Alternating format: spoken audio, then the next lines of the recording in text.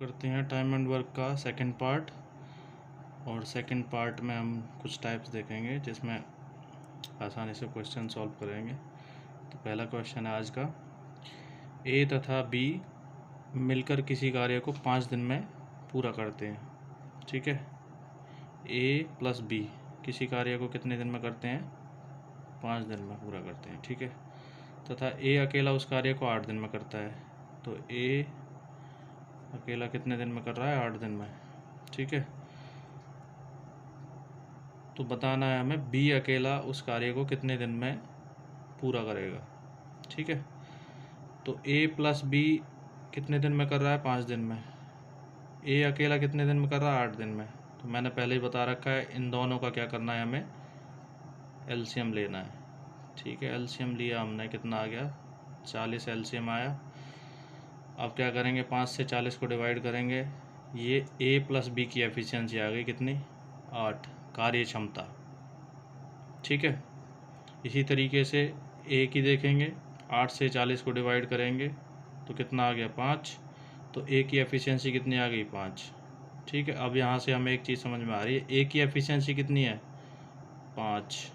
ठीक है, और ए प्लस बी की एफिशिएंसी कितनी है? ए प्लस बी की 8 है। अकेले ए की कितनी है? 5 है। तो हम यहाँ से एक चीज़ समझ में आ रही है, ए की जब 5 है, ए प्लस बी की 8 है, तो हम बी की भी तो बता सकते हैं। बी की कितनी हो गई? बी की 3 आ गई ना।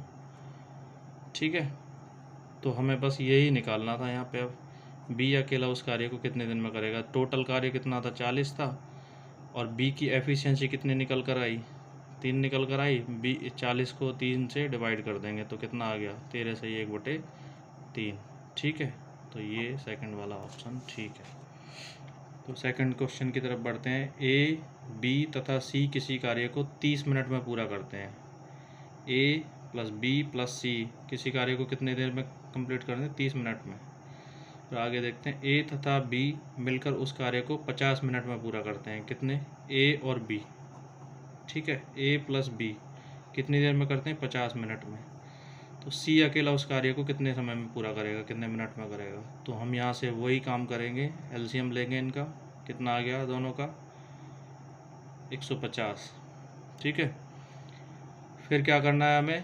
पहले ही पता है, इसको डिवाइड करेंगे इससे, ए प्लस बी प्लस सी वाले से। तो 30 से डिवाइड करेंगे, 30 पंजे 150। ए प्लस बी प्लस सी की एफिशिएंसी कितनी आ गई? 5, कार्य क्षमता तीनों की। इसी तरीके से ए प्लस बी वाले को करेंगे, 50 से 150 को डिवाइड करेंगे तो 3 आ गया, 50 या 150। ठीक है, तो हमें यहाँ से एक चीज़ समझ में आती है, ए प्लस बी प्लस सी की कार्य क्षमता कितनी है? ए प्लस बी प्लस सी की कार्य क्षमता कितनी है? 5 है। ए प्लस बी की कार्य क्षमता कितनी है जी? 3 है। अब देखो, ए प्लस बी प्लस सी की 5 है कार्य क्षमता, ए और बी की 3 है। ए और बी की कितनी है? 3 है। तो हम यहाँ से सी की निकाल सकते हैं ना। ए प्लस बी की जगह ये वैल्यू रख देंगे 3, तो कितना आ गया? सी बराबर 2 आ जाएगा। 5 में से ये घटाना पड़ेगा ना। सी की एफिशिएंसी कितनी आ गई? फिर 2 आ गई।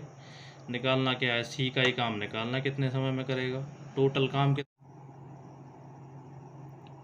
नेक्स्ट टाइप की तरफ बढ़ते हैं हम। नेक्स्ट टाइप है हमारा, ए तथा बी किसी कार्य को 12 दिन में करते हैं। ठीक है, ए प्लस बी कितने दिन में करते हैं? 12 दिन में। ठीक है, बी तथा सी उस कार्य को 15 दिन में करते हैं। बी प्लस सी दोनों मिलकर कर रहे हैं ना, 15 दिन में कर रहे हैं। ठीक है, ए प्लस सी या ए सी प्लस ए कह सकते हैं। ठीक है, वो कितने दिन में कर रहे हैं? 20 दिन में। सी प्लस ए कितने दिन में कर रहे हैं? 20 दिन में। तो मैंने तुम्हें बता रखा है, इनका एलसीएम लेना है। ठीक है, 60 एलसीएम आ गया, और 12 से इसे डिवाइड करेंगे, ए प्लस बी की कार्य क्षमता आ जाएगी। ठीक है, कितनी आ गई? 12 पंजे 60, 5 आ गई। 15 चौके 60, बी प्लस सी की 4 आ गई, और सी प्लस ए की कितनी आ गई? 20 दिए 60, 3 आ गई। ठीक है, तो अब हमें क्या करना है, ये देखो, इन तीनों को जोड़ेंगे। ठीक है, इन तीनों को क्या करना है? जोड़ना है। 2 कितनी, ए कितनी बार है? 2 बार है, 2a। बी कितनी बार है, 2 बार है, सी कितनी बार है, 2 बार है, तो इनको लिख लेंगे।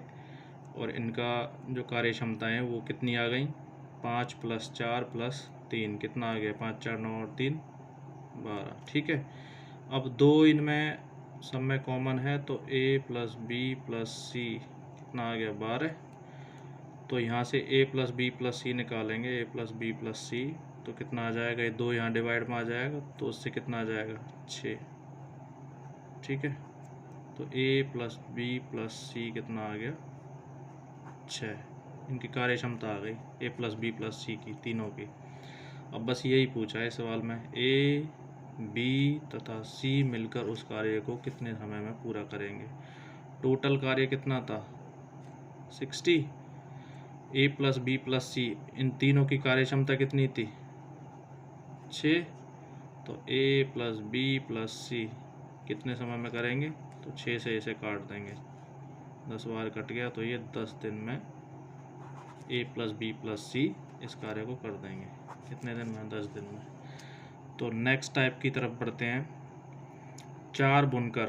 तो मैंने इसमें एक फॉर्मूला तुम्हें बताया हुआ था, m1 d1 h1 / w1 = m2 d2 h2 / w2।